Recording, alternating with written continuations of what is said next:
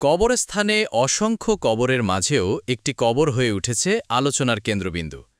কারণ মুসলিম রীতিনীতিতে উত্তর দিকে মাথা এবং দক্ষিণ দিকে পা রেখে দাফন করা হলেও এই কবরটির দিক বারবার পরিবর্তন হয়ে যাচ্ছে। স্থানীয়দের ভাষ্যমতে কবরটি সংস্কার করে বারবার সোজা করলেও অদৃশ্যভাবে আবারও বেঁকে গিয়ে পশ্চিমমুখী হয়ে যায়। কবরটি কত বছর আগের কিংবা কে এখানে শায়িত তা নির্দিষ্ট করে কেউ বলতে পারেন না। তবে এলাকাবাসীর দাবি, কবরটি প্রথমে যথাযথভাবে ইসলামী বিধান অনুযায়ী খোঁড়া হয়েছিল এবং দাফনের পর কবরটি উত্তর দক্ষিণে সোজা ছিল।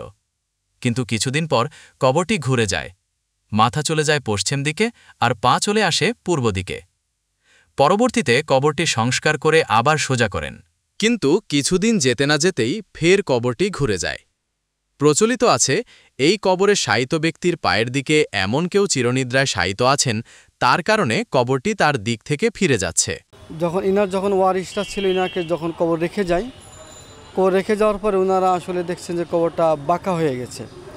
কিন্তু পরবর্তীতে ওনারা চেষ্টা করেছেন কবরটাকে আবার সোজা করে দেওয়ার, কিন্তু তারপরেও কবরটা নাকি আবার বাঁকা হয়ে গেছে।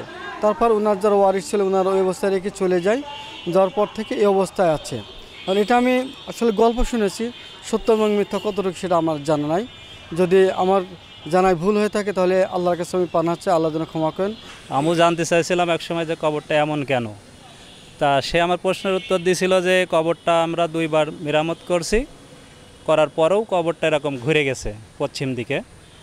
তো ওনাদের নাকি স্বপ্নে দেখাই আছে 3য়-বার যে আমার এই কবরটা আর মেরামত করার দরকার নেই, আমার পায়ের গোড়ায় একটি ব্যক্তি আছে যার সমস্যা হচ্ছে আমার কারণে।